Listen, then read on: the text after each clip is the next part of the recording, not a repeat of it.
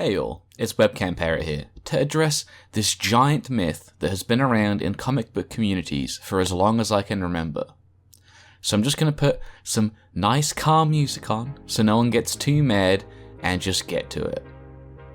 It's honestly something I should have covered many videos ago, and that is the presence's place within DC.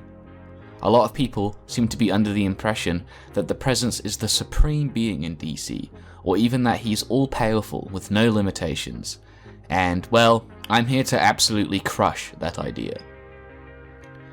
I'll be going over an absolute metric buttload of evidence against this particular idea, and I'll be debunking the common myths or headcanon that are often used to try and make the presence more important than he actually is in the comics.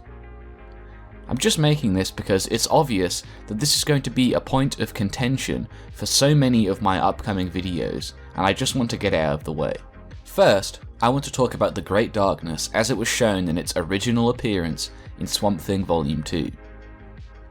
It was stated several times that this event was the clashing of the ultimate darkness and the ultimate light, and that either could be destroyed, but that no matter who won, things would change forever. This is pretty clear evidence that the darkness is a direct threat to the presence, an obvious limitation, right? Well, here is the first myth I always hear about when I mention this. The presence fanboys will say that he merged with the Great Darkness in this comic. This is a bare-faced lie, and I will go over exactly why I think that. I went over this in my Swamp Thing video already, but whatever. The Great Darkness asked several different beings what the purpose and meaning of evil was throughout the comic. None of them, up until Swamp Thing, were able to give it a satisfying answer. And here is what Swamp Thing actually said. I cannot. I am not the one you seek. I have tried to make sense of that darkness, and I have failed. I have seen evil, its cruelty, the randomness with which it ravages, innocent and guilty alike. I have not understood it. I asked the Parliament of Trees, whose knowledge is older, greater than mine. They seem to insist that there was no evil. But I have seen evil, and their answer was incomprehensible to me. And yet, they spoke of aphids eating leaves, bugs eating aphids, themselves finally devoured by the soil, feeding the foliage. They asked where evil dwelled within this cycle, and told me to look to the soil. The black soil is rich in foul decay, yet glorious life springs from it. But however dazzling the flourishes of life, in the end, all decays to the same black humus. Perhaps evil is the humus formed by virtue's decay, and perhaps it is from that dark, sinister loam that virtue grows strongest. Okay now, did Swamp Thing say, hey, great evil beast, you should merge with the presence, dude? No, he did not. He said that for good to flourish, evil must exist, and for evil to flourish, good must exist. So good and evil have to cooperate together as opposites. The presence and the Great Darkness then reach out to each other, representing their choice to work together. At no point in this comic are they ever shown merging. In fact, they are still fighting each other at the end of the comic. The Phantom Stranger specifically says that the conflict between them has only been altered and that it is not gone. It's also directly stated that the nature of good and the nature of evil hasn't even changed, and the only thing that has changed is the relationship between the two.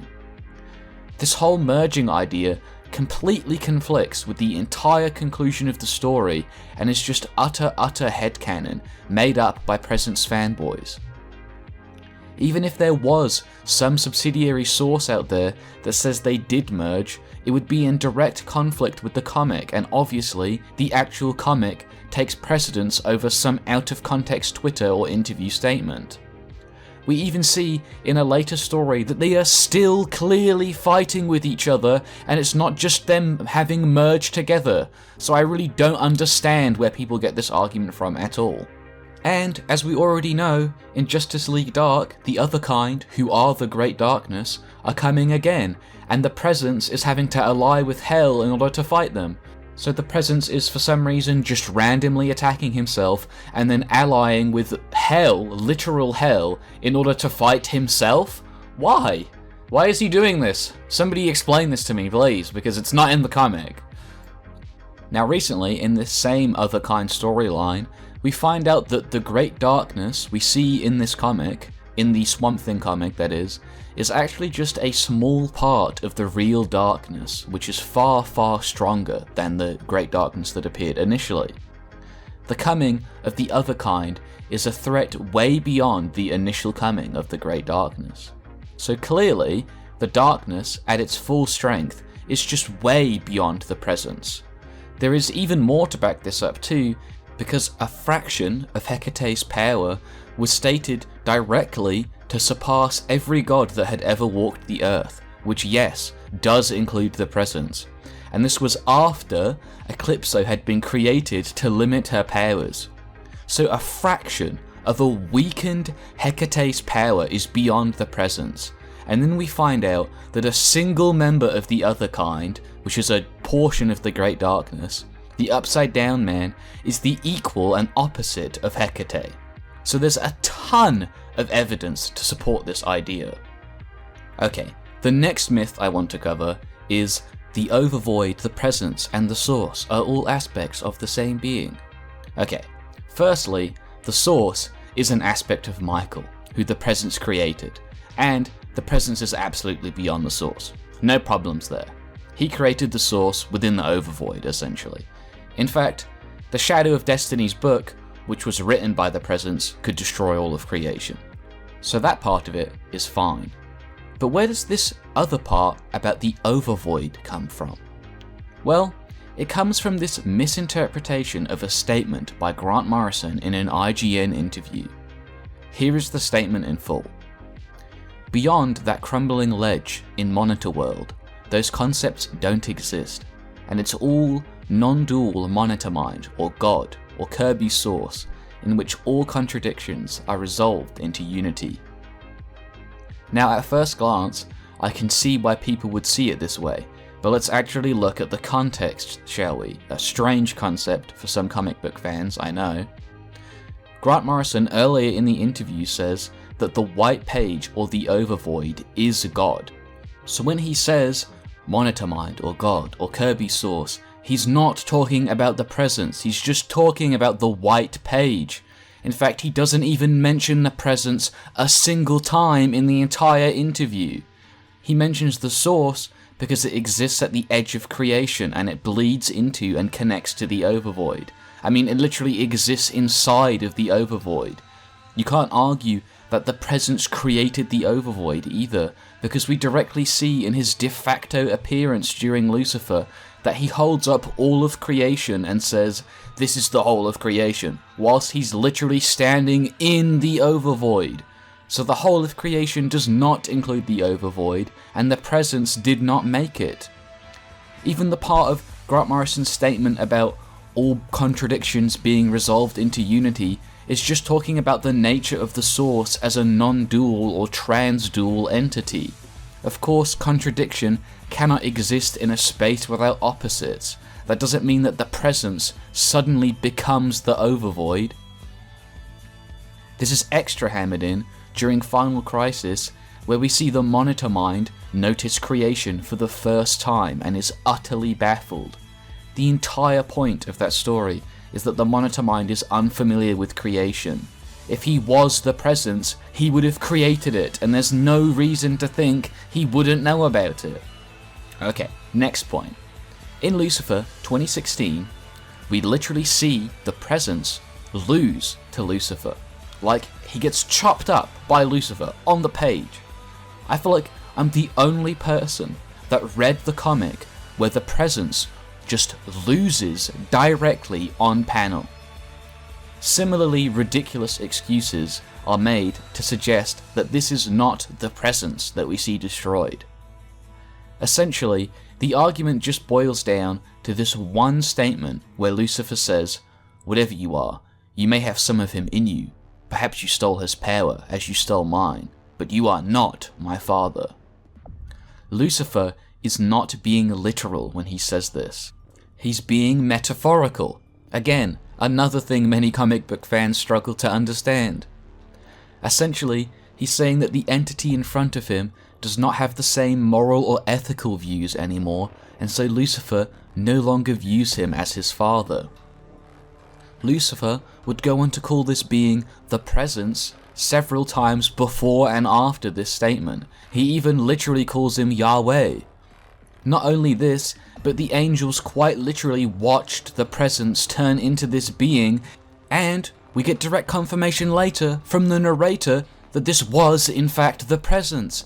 And we get a specific scene of Gabriel actually stabbing him and then the Presence coming back corrupted. Even if we did take this one statement from Lucifer seriously, and for some arbitrary reason said it was more important than all the numerous other statements, it still says that this being has the power of the Presence, which means he defeated and drained the Presence of his power, which would make him more powerful than the Presence, and Lucifer was still able to chop him up with his sword. We would also see, in the same comic, that Elaine was capable of hiding things from the Presence, so yet more evidence that he is not supreme. Another scene I see people just completely misinterpret is this one. People will say that in this scene, Lucifer is able to crack the overvoid, but that white background is not the overvoid. It's just an illusion created by the dreaming, because Lucifer at this moment is standing in the dreaming. You even see him say it's not real and that it's a daydream on the same page. Similarly, this scan from the last page of Lucifer 2000 is used to suggest that Lucifer somehow overtook or literally became the overvoid. I feel like people are just directly ignoring what this page is even implying.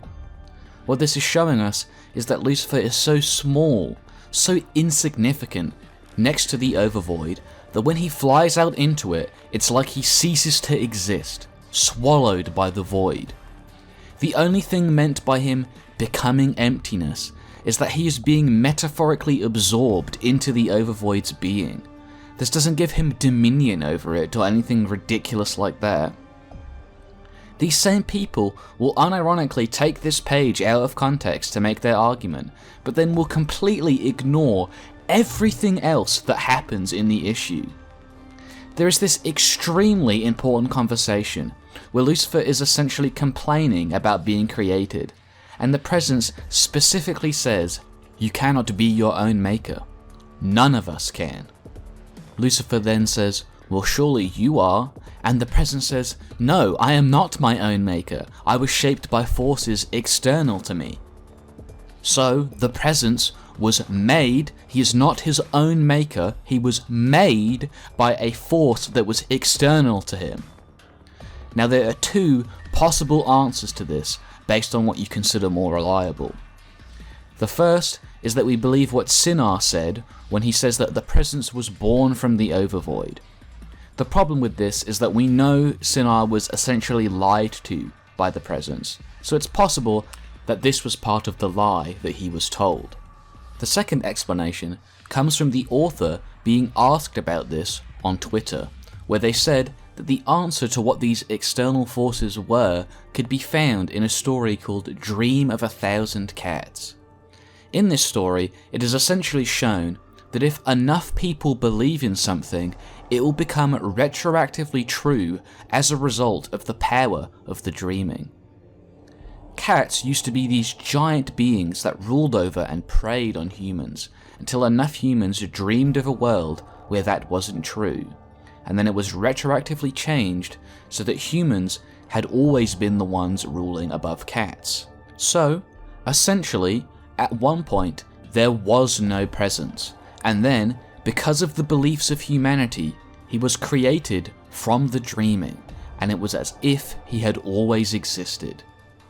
You could also say that it was the collective unconscious rather than the dreaming, but as I'll explain later, this distinction doesn't really matter. The problem with this explanation, however, is that it relies on a Twitter statement.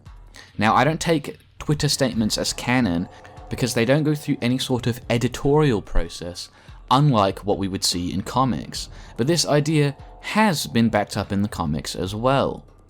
In DeMatteis's Dr. Fate run, it was stated that the Presence would occasionally send avatars to the Earth, which did happen in this particular storyline, and that he would try to wake individuals up from the dream, at which point it would be revealed that the ones who have been dreaming, that all of humanity is actually God. It was also stated by Uncle Sam that it's the collective will of the people that makes God. Eclipso would express a similar sentiment, saying that the Earth is the most important planet in creation because the energy between the universe and God flows both ways, that the beliefs of the people on Earth fuel God. And as a result, once Eclipso breaks the link between God and the people of Earth, God dies. Like, he just straight up dies in this comic. The Justice League was able to eventually defeat Eclipso and return things back to normal, but even so, you can't argue with evidence that blatant. God needs the beliefs of humanity to exist. This same effect applies to other beings on this level as well. The other kind were using the beliefs of humanity to ingrain themselves in creation, and Circe says that magic is the fundamental power of creation and belief in the multiverse. We also know that the gods of Egypt were starving and starting to die because not enough humans believed in them anymore. Now this is important because the dreaming only exists as a result of Hecate creating it, and as I mentioned earlier, she was stated to have surpassed the Presence on 2 different occasions, making this rather consistent. Now Circe, whilst wielding all of Hecate's power, was said to be one with the collective unconscious, which kind of says to me that the dreaming either is the collective unconscious or is only a part of it. Either way, Hecate has power over the entire thing. To add on to this, another being known as Blight was born from the collective unconscious. Blight, just like the Presence, was born from the beliefs of humanity. However, whilst the Presence was only born from a belief in God, Blight was born from the collective evil in the hearts of all men. He's more than just some god that humans worship. He is humanity's shadow, and as a result, the Presence cannot stop him. It was even explicitly stated that the Presence could not destroy Blight, and that he lived in fear of him. It was also stated that as long as a single man harbours a single dark thought, Blight will continue to exist, and there is nothing that the Presence can do about it. Again, showing that the Presence needs the beliefs of humanity to even exist in the first place. I also want to address this scan that I've seen people try and use to say the Presence defeated Blight. All we see is this explosion. We have absolutely no idea if Blight was defeated. Like, we expected to believe that Trigon and the others that we see later here are dead as well. I'll also add that Blight's actual strength varies greatly depending on his host, and indeed, the Phantom Stranger has defeated him many times in the past. The problem is that he always comes back, and this is the aspect of him that the Presence cannot stop. Let's talk about another Justice League Dark villain beyond the Presence. Pralaya. She is the void that predates creation, that predates the Presence. It is the source from which both of these things emerged, and to which all things must return. Pralaya claims that the title of goddess is beneath her as she transcends such things, suggesting that the Presence, who is called a god, is transcended by her as well. Pralaya even directly says that she is the sleep into which all things, even the Presence, must inevitably fall. On this same page, she also implies that the dreaming, and by extension Hecate, has been born inside of her several times. She also calls erasure by her hands a dreamless sleep. now I have to do something that I really, really hate doing, which is responding to claims made by Dematius on Twitter. People use these statements so often that it's infuriating, and I really don't want to do this because I enjoy Dematius' work a lot. Essentially, a number of tweets from Dematius over the years have essentially said that in his view, everything is an aspect of the presence, including Pralaya. But even Dematius himself says that this position isn't actually true, that it's just his opinion and that you may have a different answer that is just as valid. He also said that he's not interested in the power of a character and that he's only interested in the character and psychology of writing. It's actually sad that people have to take Dematius' views out of context like this, over tweets no less, in order to make their arguments. But people try and use it all the time, so I had to talk about it. Anyway, Dematius is awesome. He has a very mature view about his own interpretation of DC. Sorry to openly include him in this random drama. Please stop trying to use his tweets as evidence, and stop bothering him with this stuff, thank you. Also, as always, Twitter statements do not go through editors or any confirmation at DC, so they don't count. But even ignoring that, these tweets don't help anyway, as I already proved. In Volume 2 of Swamp Thing, we would also see Alec Holland merge with most of the Parliaments, where he would then reach a level of power beyond even the angels, which would include Michael and Lucifer. The Word of God said that his power now rivaled the voice of God, and was trying to prevent Swamp Thing from merging with the final Parliament and transcending and supplanting God. However, he was unable to stop him, and Swamp Thing merged with the Parliament of Flames, fusing with the collective consciousness of mankind, where it was revealed that the God that once was had died, and through Swamp Thing's new power, it was born again by uniting the consciousness of mankind. Again, more proof that the presence is forged from the belief of humanity. In Animal Man, we see God come into existence as a result of the Spider Queen uniting the three realms, so that Buddy Baker can find the divinity within himself by channeling the collective unconscious and bringing it forwards, becoming God. The Decreator from the Doom Patrol is the anti-God and exists only to undo the presence and everything he engages in. Crazy Jane, Willoughby Kipling, and Negative Man were able to slow down its erasure of everything in creation to a negligible level, but could not stop it entirely, implying that they could do a similar thing to the presence, given that they should have the exact same powers. There are a couple of arguments that people try to use to wriggle out of the massive amount of evidence I have presented already. So let's go over them. The first is that the voice of God and the hand of God and the presence are just different aspects of a grander being. This is not true at all, and I couldn't even find a single statement of anything along these lines. Not only does the Spectre refer to God himself and the voice of God using the same language, but even the presence does the same thing. I mean, during the Phantom Stranger storylines, the being that they are all calling the voice of God throughout has an entire speech about how he is the true God and that he is the presence. It doesn't even make any sense to say otherwise. The reason it's even called the presence is because you are in the presence of God, as in God is right there in front of you. The other big argument is the plan, otherwise known as the Book of Destiny.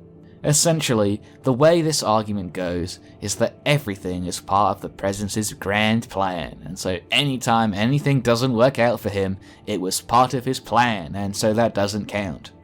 The problem with this is that a whole bunch of stuff is explicitly not within the plan. Firstly, and most obviously, Lucifer was able to escape the plan, but more than that, everything out in the overvoid is outside the plan. This includes things in other creations too. The plan is entirely restricted to things within and below the source, which means that we can further extrapolate this to Retcon Corporation, who are even outside of the overvoid in Final Heaven. Retcon are the ones responsible for the narratives within DC, and so that essentially means that any story, literally any story, has the potential to just ignore the plan if Retcon wants it to. And more than this, All, who is the god of superheroes, and is considered like omnipotent in comparison to Retcon Corporation, and all superheroes come from him, meaning that superheroes in general come from outside the plan. To be honest, this is the guy that you should all be praising. All, the chatty god of superheroes, one of the strongest characters in DC, not the Presence who sits somewhere much further down than him. Superman was explicitly freed from the plan when he rejected the Sword of Superman. Apex Lex was just straight up stated to be outside the Book of Destiny, which would include Perpetua and the Monitors by extension, or just anything that Lex Luthor does or is involved in. Synchronicity, which is something that even Lucifer was affected by, can be directly manipulated by Constantine, and his position as the Laughing Magician is defined by its ability to laugh in the face of God, also placing him outside of the plan. I mean, synchronicity effectively is the plan anyway, so the fact that the Laughing Magician can directly manipulate it kind of shows you that. So anytime we see Constantine, like just see him, because of his life as the Laughing Magician, we know that things are not going to plan by definition. In fact, anytime we see any of these characters, the plan just becomes completely unreliable, because we know they aren't a part of it. This is hardly the limit of it either. I mean, even just regular magic comes from the Shadowlands, which is outside the plan. However, even if we ignore all of these things, there is a deeper problem with this plan argument.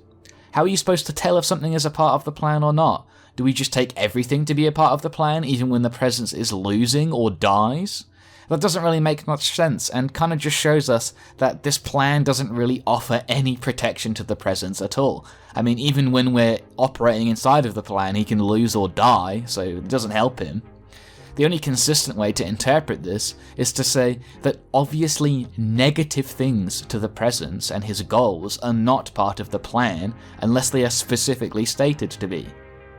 Think about it. You wouldn't accept this argument for any other character. If I had a statement for Lex Luthor that said he planned for everything, is it now impossible for Lex Luthor to ever lose because anytime he ever lost or had anything bad happen to him, he planned for it? I don't think anybody would be okay with me saying this. Sure, Lex has a plan, but that doesn't mean he isn't unable to deal with certain things.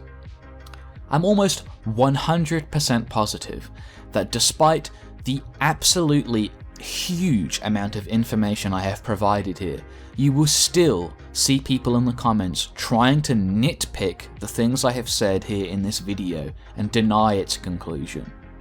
You'll see them misinterpret interview statements, or use Twitter posts, or even straight up invent things that never existed at all, and I would be here all day responding to them. What you won't see them do, unlike me, is actually use what happens in the comics on the page to make their argument. If you see people doing this in the comments, please call them out for this. Don't let them get away with this nonsense. And if you see people elsewhere saying that the Presence is DC's top dog, you can show them this video. I'm not sure where this idea that the Presence is supreme even comes from. He was never shown or stated to be supreme out of contradictory claims of his omnipotence, but even then, omnipotence can, and in this case, almost certainly does, just mean great power, not the ability to do all things. A lot of people also seem to confuse DC's Presence with the Abrahamic God, and then get offended as a result when I say things like this. I'll just make this plainly clear right now. The Presence is not the Abrahamic God found in the Bible or the Torah. He is a DC creation and exists only for entertainment and not as some kind of religious figure. Stop confusing him with the Judeo-Christian God. It sucks too, because in a world where people didn't hold these preconceived notions, I would love to do a video on why the presence is powerful and talk about the actual cool stuff he's done. But as it stands, no matter what I put in the video, it wouldn't be good enough for the people who take this character way too seriously.